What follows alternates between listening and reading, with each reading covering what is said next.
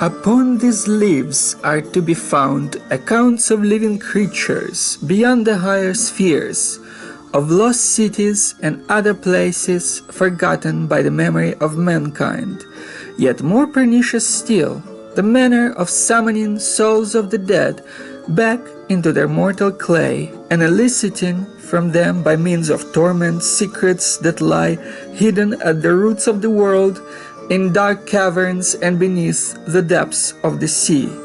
Here also are instructions on the making of things quickened with a semblance of life that were better left unmade, but cannot be unmade, having been created. Olaus Wormius, in the preface to the 13th century Latin translation of the Necronomicon.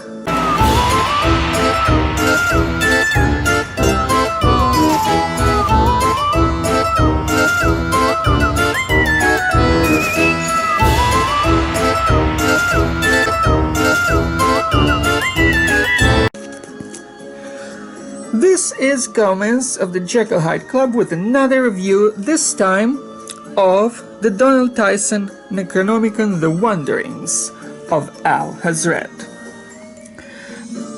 I was waiting for many big witchy or esoteric channels to review that, but since I ran out of patience, I just decided to do my own review of it instead.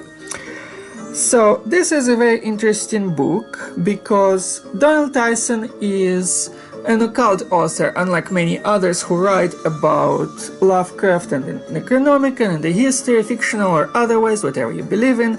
Donald Tyson should believe in something else because he appears to be a practicing magician. I already reviewed earlier his popular Necronomicon Tarot, which maybe some of you have seen, and others would have heard about the name N. Stokes, who did illustrations for that tarot. So this book is by the same author, who also wrote about Enochian magic very professionally and accurately. So this book is The Wanderings of Hazred. It is supposed to be from the perspective of Abdul al-Hazred, the mad Arab, the author of Al-Azif that later was translated as the Necronomicon, the Book of the Law of the Dead. This book has 256 pages and 56 chapters overall. It has very interesting additions here, like here we see the whole map that it basically covers short of the Caspian Sea, which it does not, but it goes to Alexandria and Memphis and Thebes. It covers a lot of Egypt. So in part I would call this map accurate representation of what the book is about. It is in a sense a geographical guide through the perspective of the mad Arab, as he is supposed to have traveled through all these locations, all the locations that you know from Lovecraft, all the popular locations rerouted into Lovecraftian mythos by Lovecraft himself and Robert E. Howard and August Derleth and Robert Hoffman Price and other authors that you know and love, all the Lovecraftian co-writers. So this one, the book does cover the Mediterranean and some of its elements and the Egyptian mythology written into the Lovecraftian mythos, including, say, the goddess Bastet and the god Ammon. And it features many creatures. Some of them I will show you because I conveniently have those cards that show them. So this one, for example, is Ithaqua.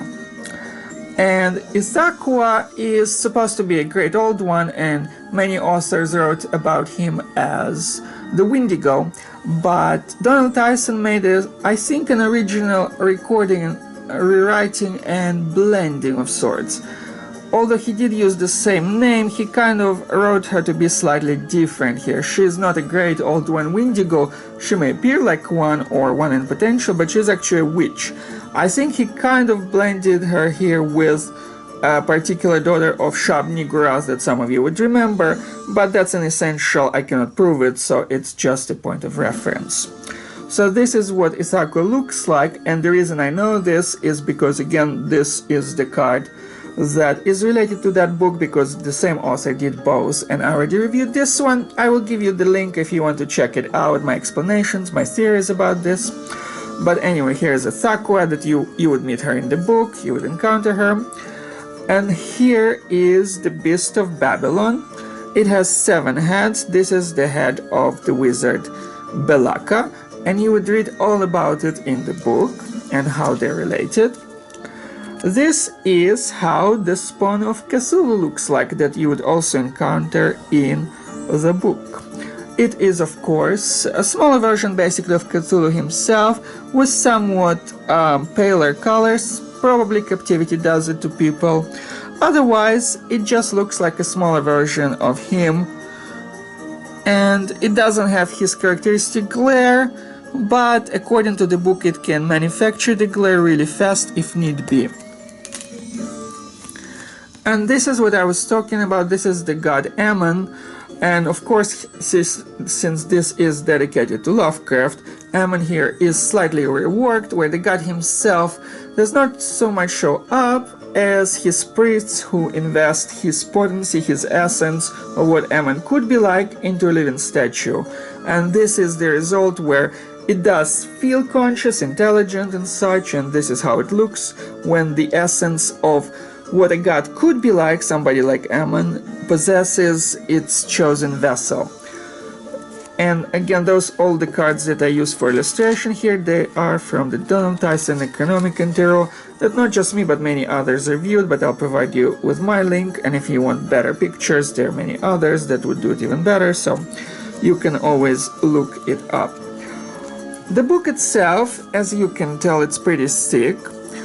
The style is very interesting. Even though it calls it the Wanderings of Hazred, it follows this kind of hypothetical style, that if you are a traveler and if you go here, this place, for example, the Plateau of Leng that you would visit, or the Dreamland of Kadath, this is what you would see. So Donald Tyson does not show you exactly how Hazred goes from one location to another. He shows you how he hypothetically could, and Hazred himself, whose perspective we see, does not cover the particulars. I guess maybe they're not important to him, but he does not cover them at any rate.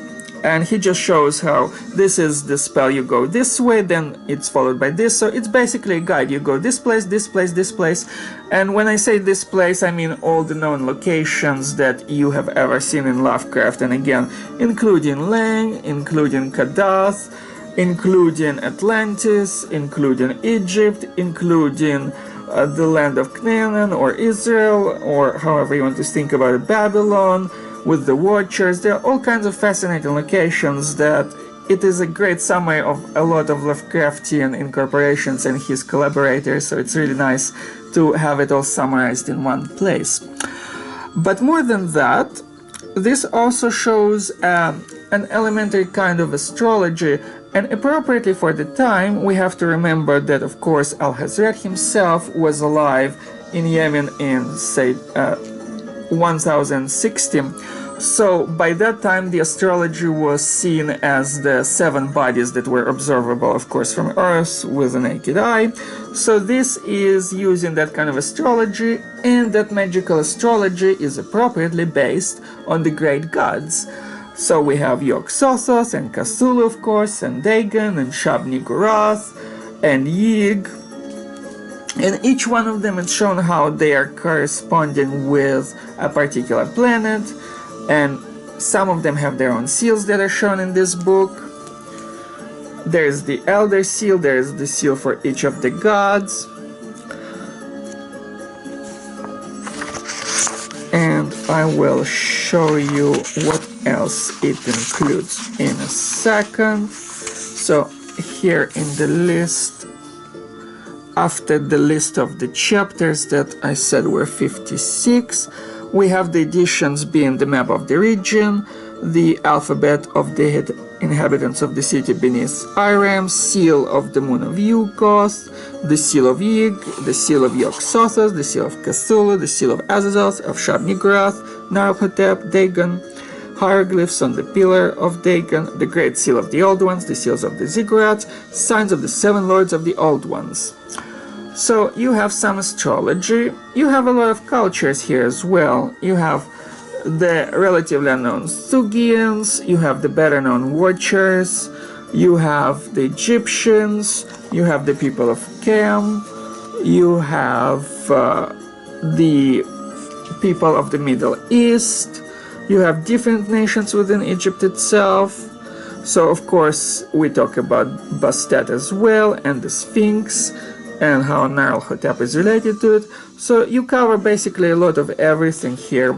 So magical seals, though the preface claims that you are given express instructions on how to summon the dead, it doesn't have a lot of rituals, only invocations to the gods, and some of them are probably the seals and such.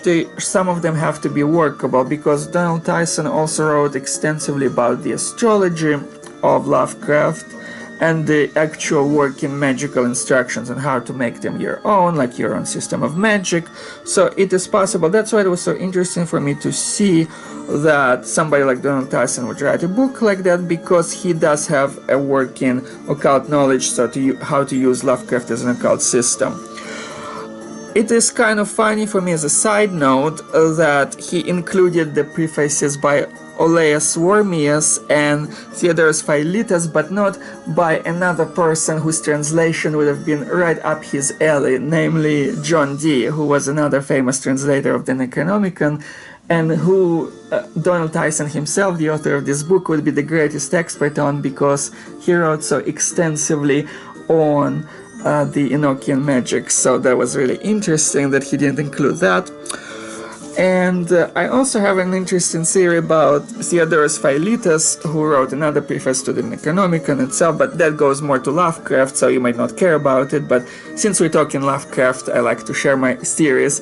So it's another kind of duality where I think Theodorus and Philetus really combines the names of two popular philosophers.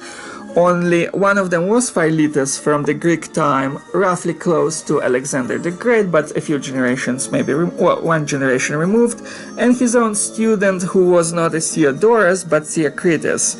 And the reason I think that is because Lovecraft himself liked to combine different dualities into one, including, for example, Yog-Sothoth, but I spoke a lot about it in my analysis of the Necronomicon itself, the Necronomicon Tarot, so I don't want to digress. But overall, this is a very nice book. You can tell that it's thick, it has a little bit of everything, it has a summary. The price of it is about $22. I got mine on Amazon. I've seen several copies sold there, and I've seen it in other places too. It is not available, it wasn't available on eBooks when I looked last, but it's probably on eBay still and Amazon.